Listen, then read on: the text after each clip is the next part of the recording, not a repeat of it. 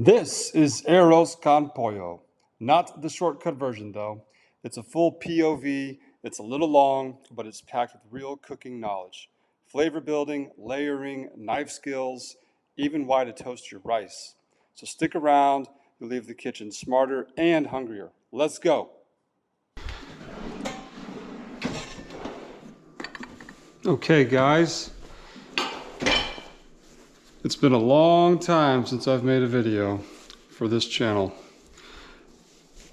And I'm making Arroz con Pollo tonight, so I figured why not film it?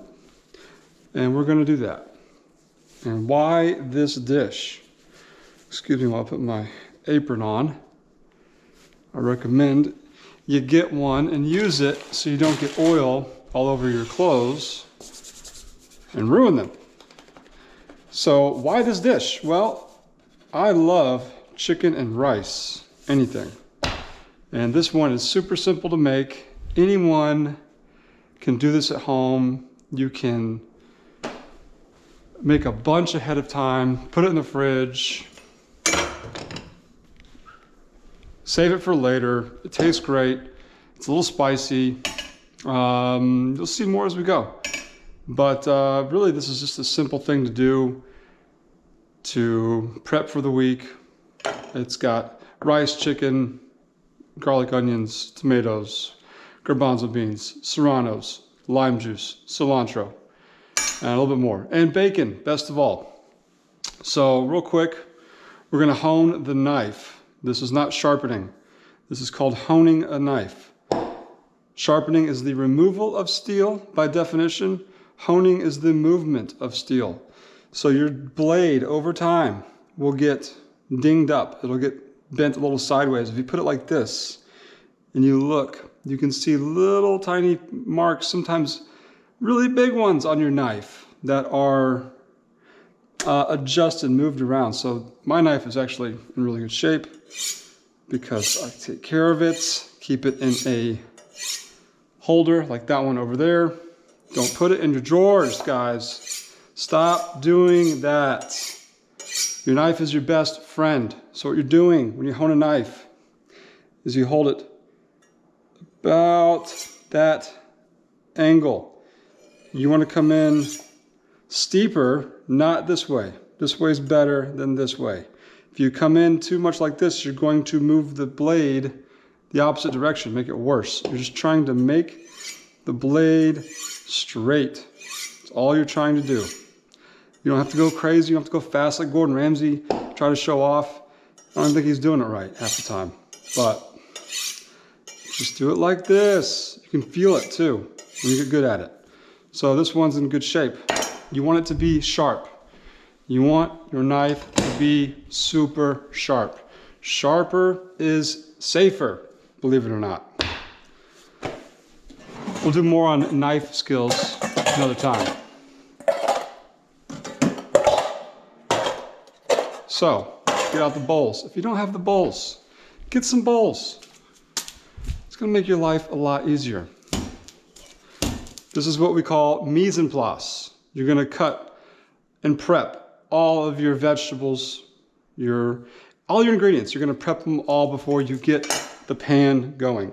Because in this recipe, we're gonna be using a big saute pan.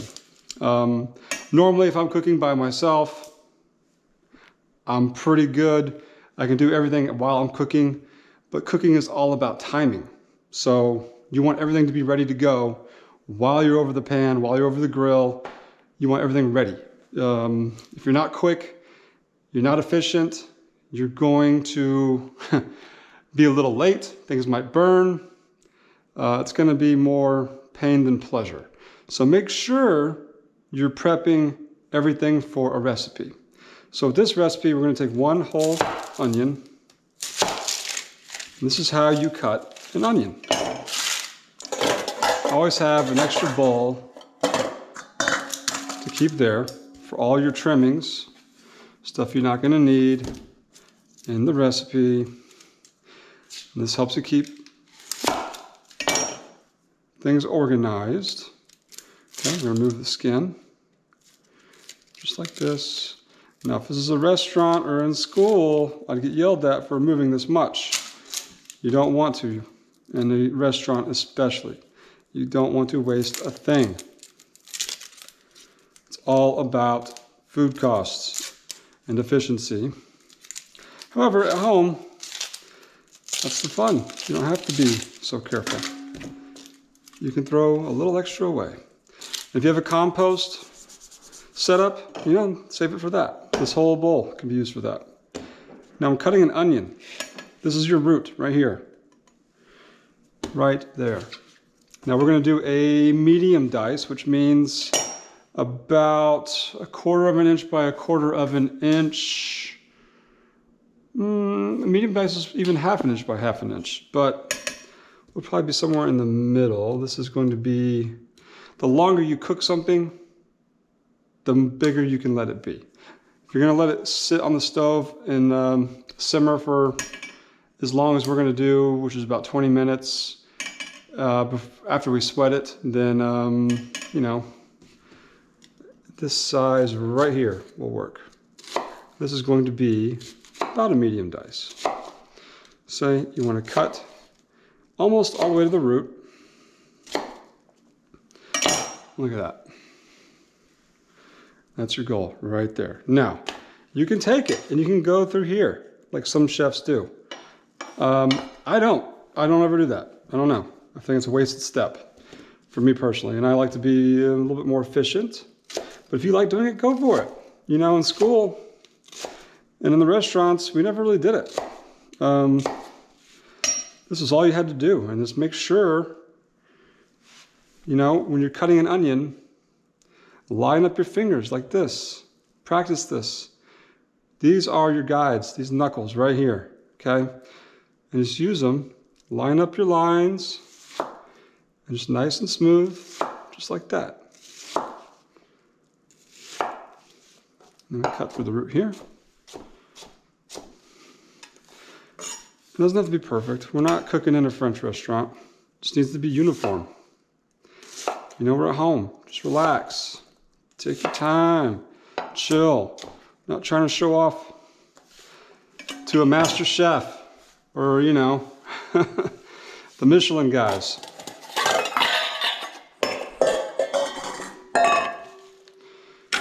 Throw that in here.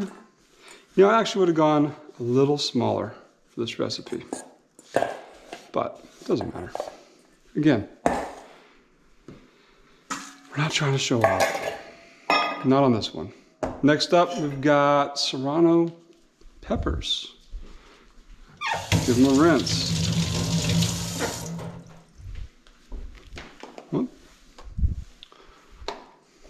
Okay, you got two. You know, be efficient. Cut both at the same time.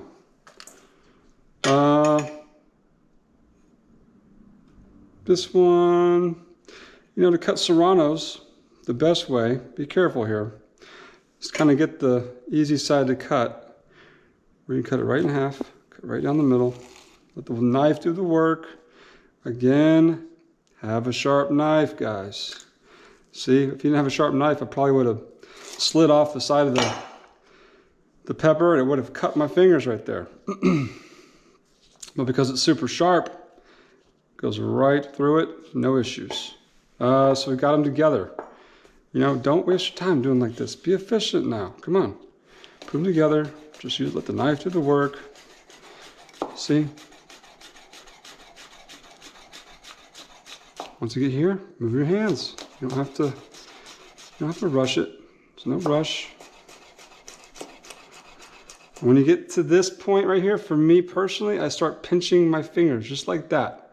So you use this part. You don't want your fingers out like this. You want them in like this. So, just like that. I'll give them a quick little chop through. That size will be fine.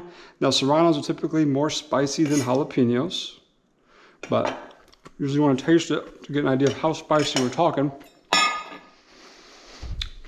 And those are really spicy. So we typically use jalapenos in this dish, but they didn't have them. So I'm gonna put that much in there and I'll make a call. right before I put them in the pan on how much I want to use, because they're pretty hot. But I like hot.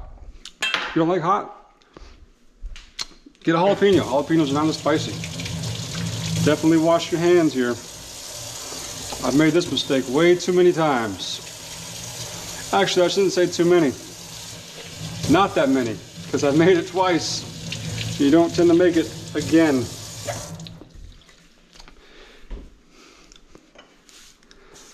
You don't want to touch things with chilies on your fingers.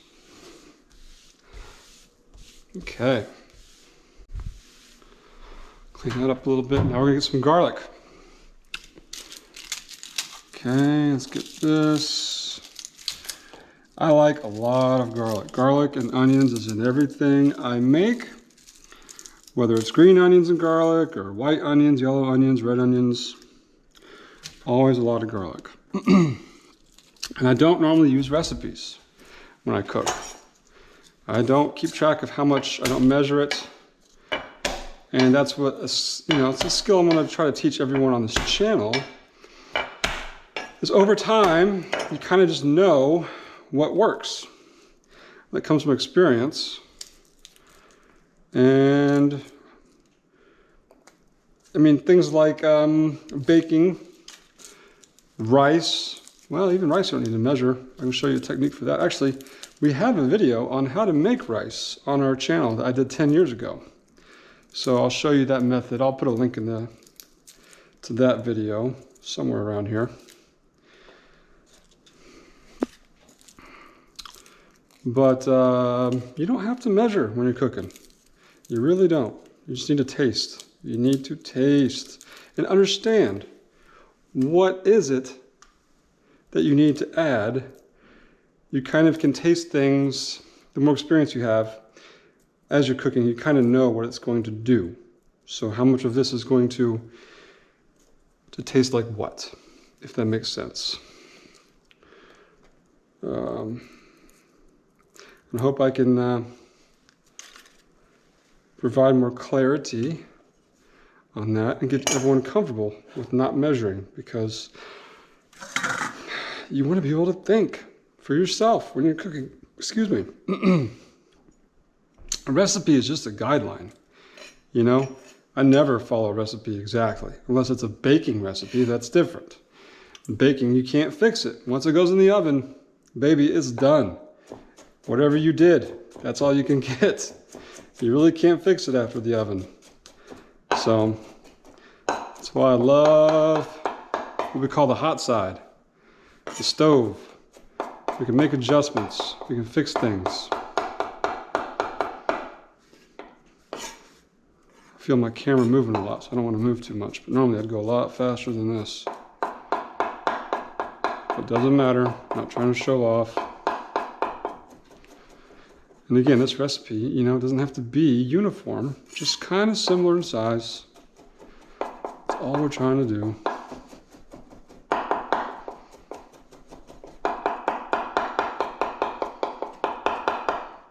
Yeah, we can mix this with the chilies. I mean, you can, but I still may not use all those, so we'll keep it separate. Get it in our little bowl here. And that's enough right there. You don't need to cut it up more unless you want to.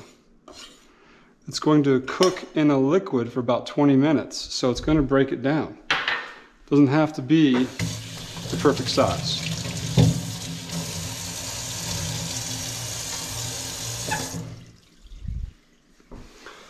I like to keep things clean as possible.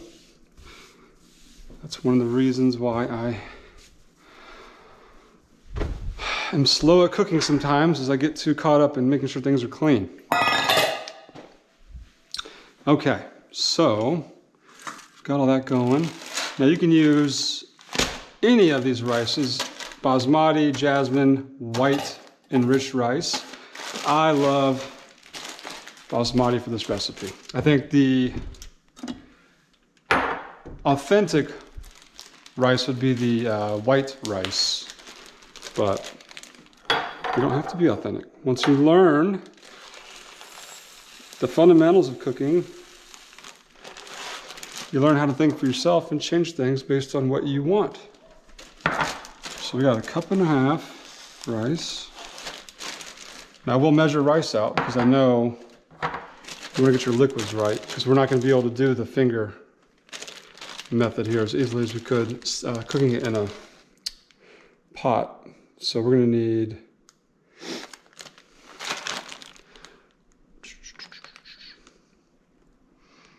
so it's 2 to 1, 3 cups of liquid. Now we're going to have garbanzo beans, tomatoes, chicken stock. Okay, these are our liquids right here. So let's go ahead and get these open. Where is my can opener? Here we go. And this is not the best can opener. It's pretty old. Definitely ready for a new one.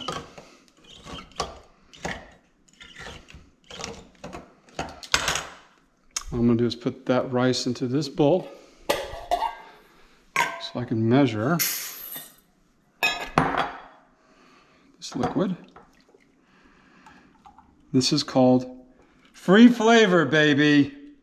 This is taking something you might throw away and using it to create more flavor. And that's what cooking is all about. Great cooking is about maximizing flavor. And that comes from a thing I named this channel after, which is called Free Flavor. We were in school.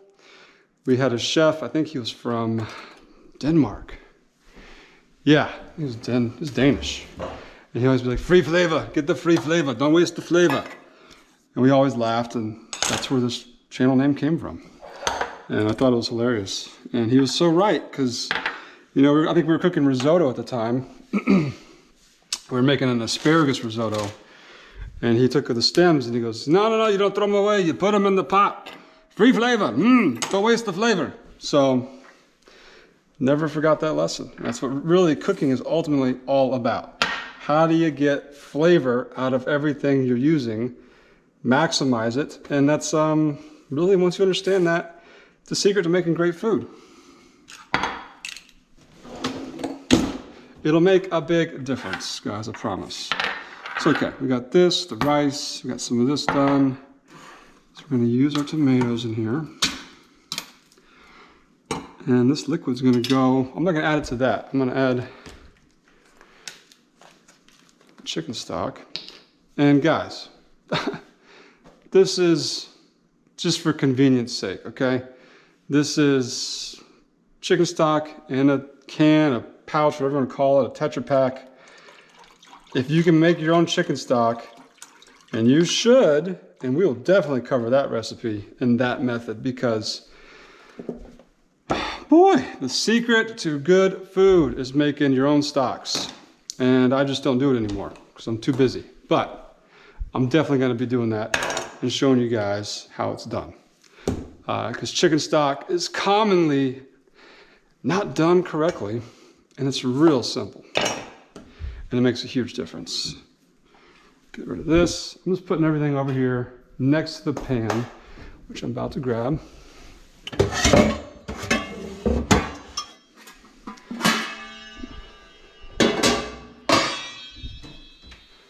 And if you don't have one of these, you know, just get a, honestly, this is all clad, and personally I think they're overrated, but it was a gift, and I don't hate it, but you can get a much better pan, or the same, for a quarter of the price, maybe a third, from a restaurant supply store. Make sure you got a thick, heavy bottom.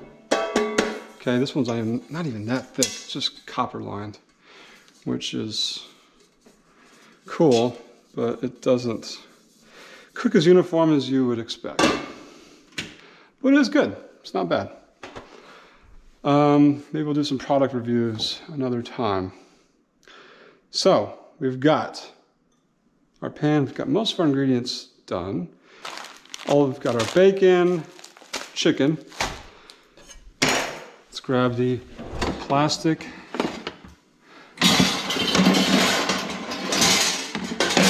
cutting board, which everyone's freaking out about plastics and microplastics. I get it. I'm not a fan either, but I think the damage is done, guys. It's in everybody. And I don't like having to scrub a wooden cutting board because you ruin it and then you gotta oil it again. And I don't know, these days I want to be more efficient. If you think you're getting away from microplastics, you're in trouble because you're not. There's no way anymore. The damage is done. So we're cutting the bacon up like this, lardon style. Again, you don't want to pull all your bacon out and separate it and cook it one at a time. Just cut it all together. Be efficient. Just like we're trying to be efficient with flavor, we're trying to be efficient with our time. Okay?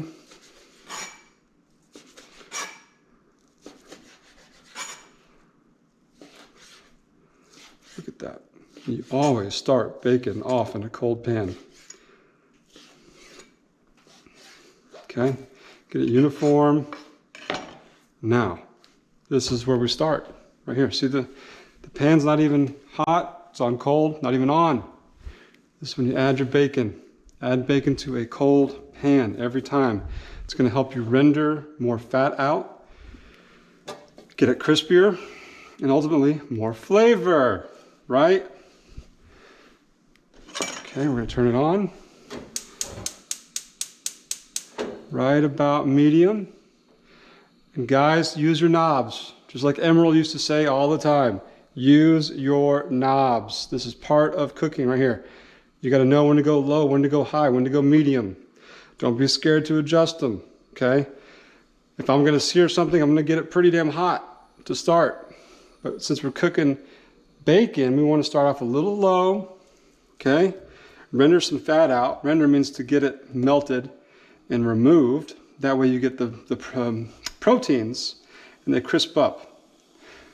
Fat, you want to get it removed as much as possible so you can save it and control it. Use it however you want.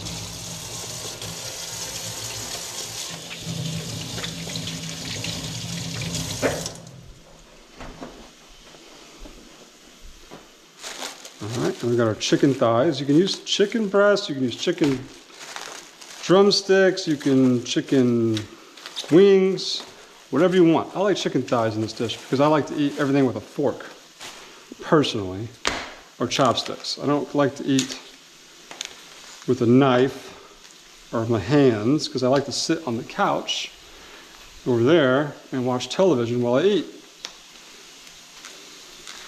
That's just me. That's what I like. I'll put that over here. You know, chicken thighs, you always want to look at them, smell them first, make sure they're not spoiled.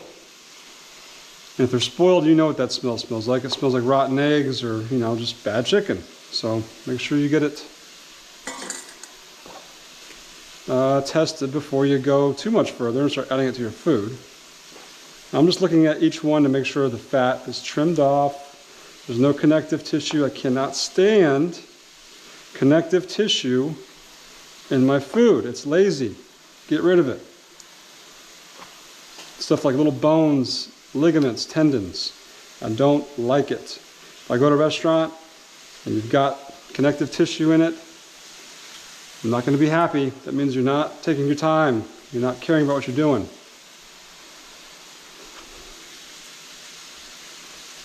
Take the time, patience.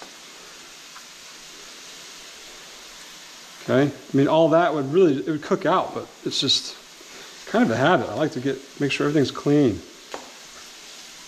Okay? Now, got them all laid out, so I'm just going to cut them like that. I'm trying to get some strips. It's a little easier to cut them lengthwise like that, and then bring them over together. And just cut them about the size you want. Again, I want everything to be eaten with a fork myself. No knives.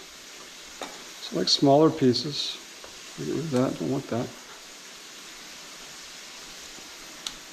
Let's do it again.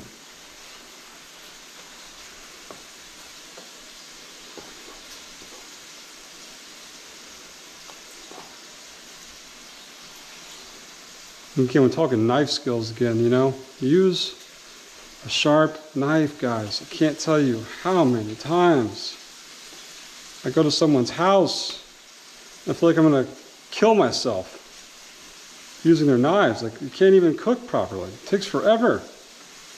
If you need a knife sharpener, look them up on Yelp.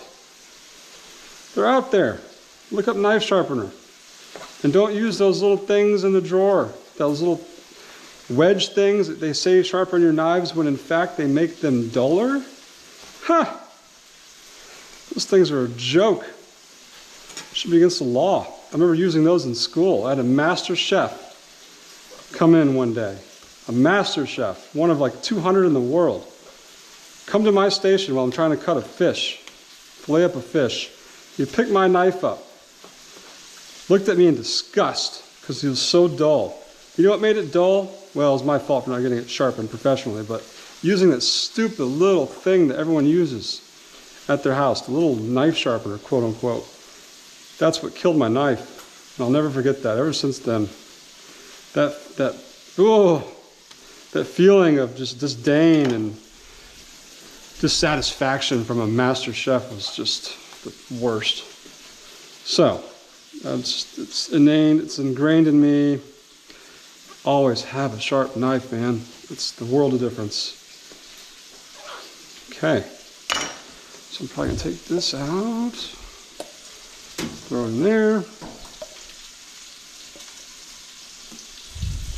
Throw my chicken in here. And we're gonna season it with salt and pepper. We're going to have another lesson here. Salt. Salt is your best friend in the kitchen. In fact, the first month we were in school, it was all about using salt. I mean, it was repeatedly just drilled into us. It was knife skills, how to make stocks, and salt. Just non-stop. If you cook without salt at your house, that's fine. Go for it. But do not cook for other people. I beg of you, please. They're going to look at you and probably be polite. But the reality is, it sucks. Salt is the greatest thing when it comes to food. I mean, you need it to live. So you need it to eat too. Everything in moderation. There's a big misconception with salt these days. I think people don't drink enough water, they drink too much soda, too much sugar, but I think salt is okay. Again, I'm not a doctor, but I consume plenty of salt and my blood levels are fine. I drink a lot of water, red wine, and black coffee. I don't drink sodas and stuff like that. But again, guys, salt. You have to use it. But learn how to use it. That is a skill in itself. Because we're trying to get the bacon spread out so it cooks more uniform. And pay attention to what's going on in this pan. See all that? That's going to be flavor right there. But check your hot spots. So if it's sticking a lot in one spot, just turn your pan around. You don't have to turn it down or up. And then try to keep it covered too. Because when you keep the brown spots covered, the steam from whatever's above it will prevent it from getting too much darker. Learn how to work your pans. Just cook it nice and slow. Just trying to render it out, get it crispy. So we got our salt over here. I use kosher salt and sea salt. I'm switching to sea salt more and more, but kosher salt is just this granular size. I just know how much to use. When you're using salt, you want to think in terms of grams, your weight, because every salt, if you use that iodized salt, that real thin stuff, and you use the same amount as this, you're going to be heavily oversalted. And again, as important as salt is, you don't want to be over salted because you can't fix that. The only way to fix that is adding more ingredients, which is hard to do. And this is my pepper mill. Man, this thing is cool. You can control the size of the pepper grain and easy to fill. You know, I love it. Now if we get that mixed with the spoon. When it comes to seasoning meat, I mean, you really can't do it too long. I mean, when you're doing like steak and stuff, you want to season. Whew. Excuse me. Got pepper in my nose. You can do steak way ahead of time. It's actually better. Put it in the fridge, season it with salt, let the water get pulled out. And it's going to taste even better.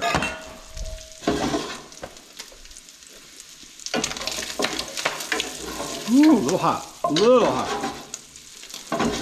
So just gonna move the pan. You can kind of tell when it starts to smoke. You know, you're a little too hot, so we're gonna turn it down just a little bit. Make it spread out. We're gonna have to turn it right back up again when we add the chicken.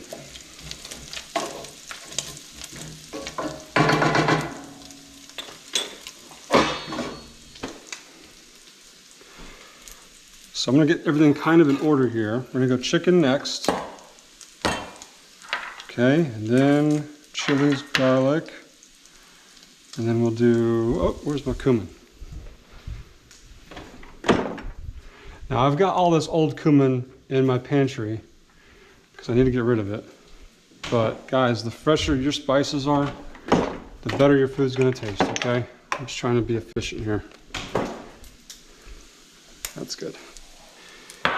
Okay, we'll do cumin, we'll do lime, and then we'll do, whoops, no, we're gonna do onion after chicken. Then we'll do garbanzo beans, and then tomatoes, do rice after that. I like to set things up kind of in order. Just kind of go down the line. Again, you want to be organized and efficient. So now we got our bacon pretty much done. Now normally you could take it out and put it into a bowl, but this is such a big pan and I like to be efficient again when I can be. You can just throw your chicken right in here. Just do it before it burns. If you're burning, you know, try not to. Use your knobs down here. Control your temperature. Do not be scared of those knobs.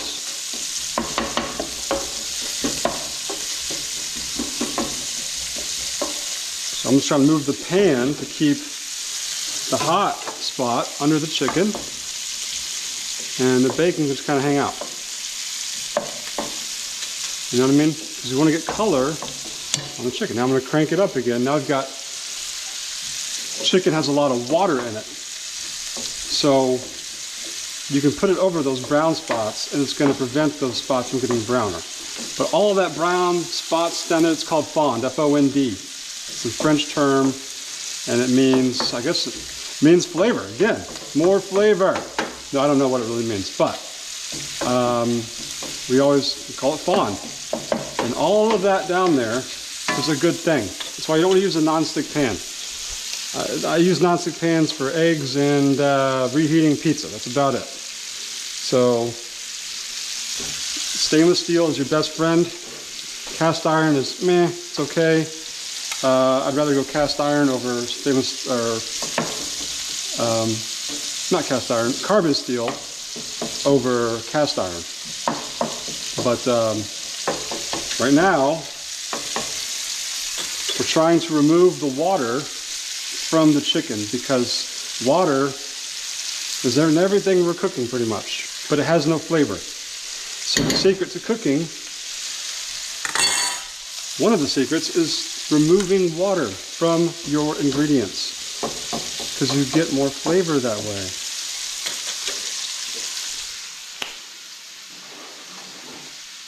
We're also trying to brown it. We're not going to touch it. We're going to let it sit there. Because if you keep moving it, keep flipping it over, I'm just trying to space it out so we get more room for steam to leave so we can get more browning. All I'm trying to do. Crank up the heat a little bit more. I'm going to try to get it really brown or decently brown on one side, and then after that, let it cook. And dark meat, in my opinion, is better the more you cook out the water. Chicken breasts, you want to retain as much as you can.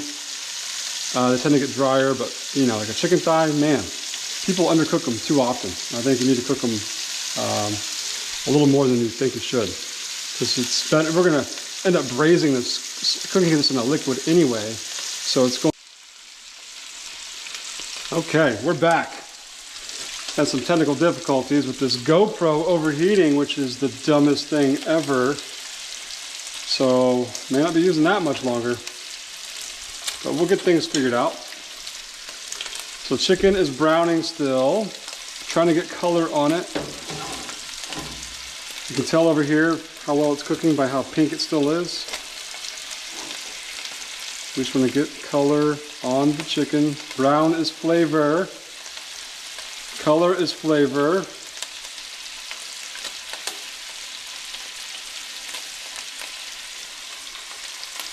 Crank it up a little bit. While that's going, let's clean off this cilantro real quick. So with your herbs, always, you know, take your time, clean them off. It's a pain in the butt sometimes, but man, the worst thing you want is to do all your cooking, throw your herbs in, and they're covered in sand and dirt. You know, I don't mind dirt personally. I can eat, you know, you don't really taste it or notice it, but sand, no, that is ruined. You can't eat it, it's done. So take your time, do it right. And throw it in here with some water. You just want to fill it up enough so that you get enough depth for all the particles, anything on it to fall to the bottom.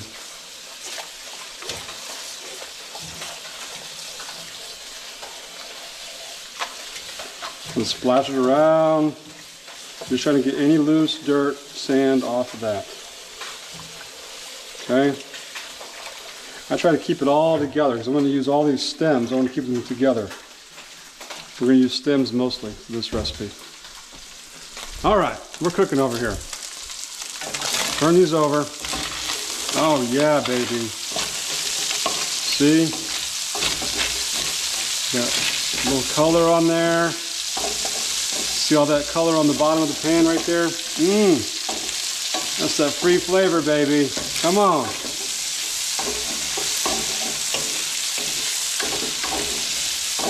Oh yeah.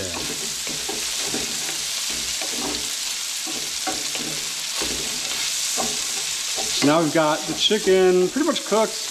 I'm gonna keep it, it's good to keep it going, cook it out more. See all that steam coming out? That's still water in the chicken. We don't want a ton in there because we're going to add a bunch of liquid and cook it in a liquid, so it's okay. So we're going to start sweating our onions. Now what does sweating mean? Sweating means the removal of water. There's a lot of water in onions. It's going to mix up with the bacon now. See, again, this is like a one-pot meal. One-pot dish, man. This is one of my favorite things to make. And people do love it. Now that water in the onions is going to help prevent all that brown, the fond, from getting too much darker in the pan. It's going to steam. So we just want to get that water cooked out of the aromatics, the onions. If you get some big pieces in there, you want them smaller, just break them apart. Just boom.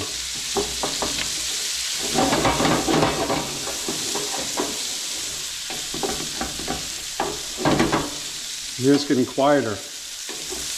That means we've cooled the pan off quite a bit with the onions, all that water.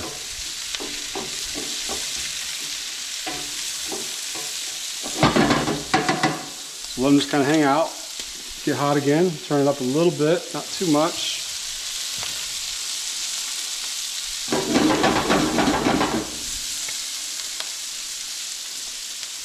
We just want to keep an eye on the bottom of that pan just in case. We don't want it to get too black.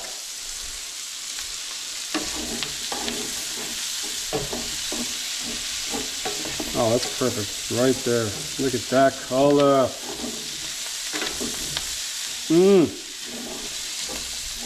Man, it smells good. Wait till we add the serranos and the garlic.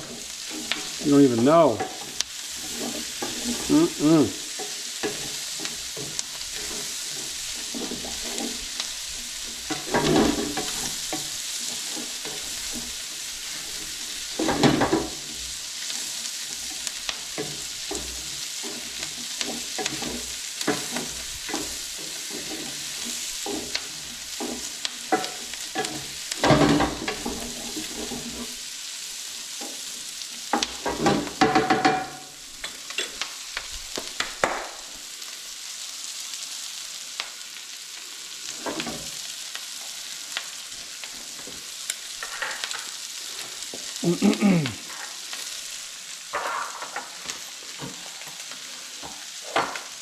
And this, with that lime juice right there.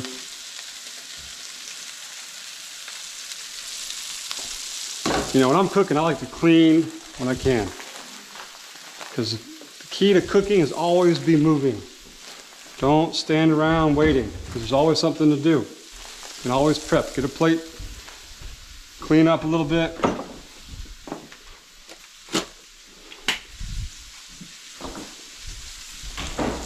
Oh yeah, that's my pizza oven, by the way. Everyone's probably wondering what the hell that is. We will do pizza in that one night. Coming soon.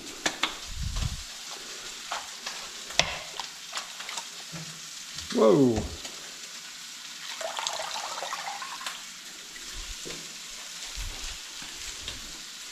So throw this in here. Try not to waste too much. Pour that out. Let's see how dirty it was. Not too bad.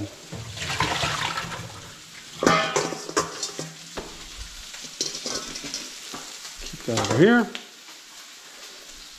Again, start kind of putting things away. Bring that salt back over here. We're going to need that. Let's check on the bottom of this pan. Oh baby, see, just right. Now I don't want to get too much darker, so we're going to turn it down. That is a lot of flavor down there. What you're going to do is you're going to add that liquid, and it's going to break it up. And all of that is basically just concentrated flavor. When you add liquid to it, it's just like a flavor bomb. If you get your onions a little charred on them, no big deal. I mean, it's not technically sweating them. Sweating them is to cook without adding any color, but this is a Caribbean dish. It's a Latin dish, and a lot of Latin ingredients call to char. You know, the garlic and the onions, even the chilies, the tomatoes. So getting a char on your food in this dish, and Caribbean dishes, Latin dishes, not a bad thing sometimes. It's even more authentic sometimes. It's a lot of, if you're in a French restaurant, you definitely don't want to do it. Italian, but Latin food, charring your food a little bit adds a little bit more unique flavor that is authentic. So I've got that where I want it. I'd go a little bit longer if I could, but the bottom's getting a little too dark. Don't want to burn anything. Just add this in there real quick. This takes about 30 seconds to a minute. You really can't even burn it at this point because there's still a lot of water in the onion.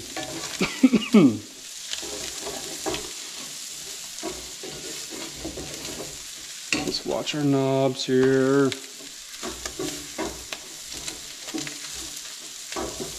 Okay, now we're going to add the rice because we want to get some color on it. Now, people might be watching thinking, you're not washing your rice, and I'm a huge fan of washing rice, but this dish and basmati rice, I don't tend to wash it. I want to keep the water out. And it's, I don't know, I've never had an issue with it being dirty, too starchy. When you're cooking jasmine rice, white rice in a pot, yeah, definitely want to clean it a lot.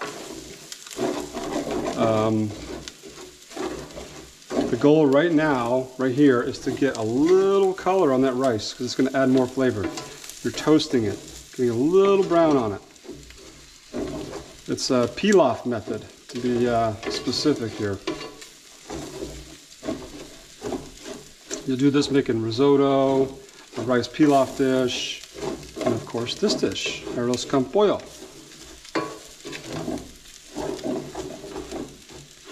Try to keep it moving around a little bit. Let's see if you can see, yeah, see the little grains down there getting a little brown.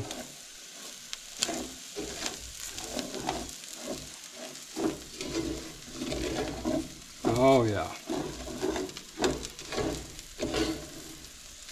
And again, we're taking our time. We're trying to do everything in, excuse me, in the right order. Taking your time to develop flavor, create flavor. Good things take time. And it's fun. Just relax, have patience. We're gonna add some cumin now. This is called blooming in a sense. You wanna add your spices to oil without water. That's going to help extract more flavor than normal. So I tend to do it in batches. Batches. We'll do a little bit now. Get some flavor going, some extraction. The garbanzo beans. Got to cook out a little bit of the water now. Again, we're just trying to cook out water. That's all we're trying to do. The whole point. Remove water so you get more flavor.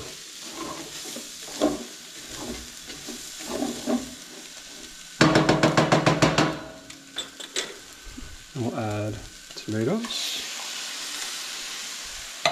Chicken stock. Now we put in 2 cups of rice. We have about 2 cups of chicken stock in the garbanzo liquid. So we're going to add another, we're just shy of 2 cups, we'll add another cup. We need 4. We did 1.5 cups of rice, so we'll do 3 cups. That's right, 3 cups of liquid. We'll go just shy because those tomatoes have liquid in them. Oh no, but we were a little shy on the chicken stock, and the garbanzo liquid, so I'll add this. And that gets us to where we need to be. Add a little lime juice. You don't need a whole lot, because you will detect it. It just kind of adds a little flavor. You're like, what is that? You know, acidity is a great thing. So how restaurants kind of make their dishes taste a little bit different. You just don't know what it is. But a lot of lemon juice, lime juice, orange juice, stuff like that. It really can change the flavor of something quite a bit, and you just don't know what it really is. And right now I'm just trying to stir this up and get all of that fond, all that flavor on the bottom of the pan loosened up and mixed up into this liquid. You can kind of feel it, just trying to break it up with your spoon.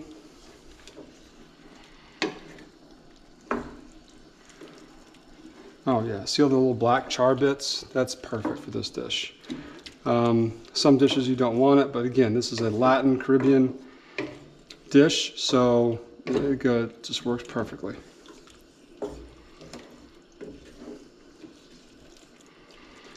All right, now, most important thing, salt. You're not going to be able to add it once it's cooked, so you want to add enough salt to your liquid now so that it tastes salty. Not crazy salty, but it needs to taste a little too salty because all of that's going to cook out and that rice is going to expand. So you want to over salt it. at this point.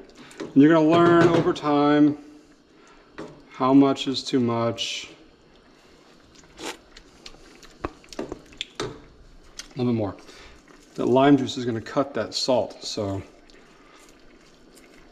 I mean, that was probably, again, I don't really measure, but I'd say that was about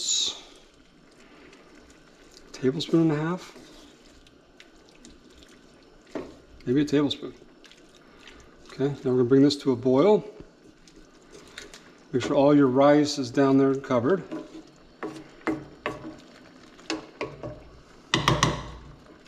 And get it kind of flat, because you're gonna put a lid on this. I'm gonna put a little bit more cumin in there. Just kind of sprinkle it on top, and that'll kind of mix with the liquid.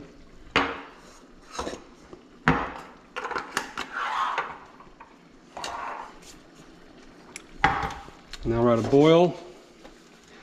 Now we're gonna do, real quick, take these stems. You don't see this very often. This is actually a dish that calls for cilantro stems. So we're just gonna cut the stems up like that. If you got some big pieces, doesn't matter. This is kind of like a rustic Caribbean Latin dish, man. Just cover it and put it on top. We're gonna do even more later. Okay, now it's simmering. I'm gonna put it on low.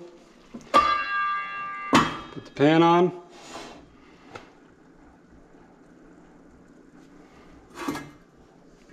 And we'll give it 20 minutes. Man, so of course, the camera cut out once again, right at the end, classic.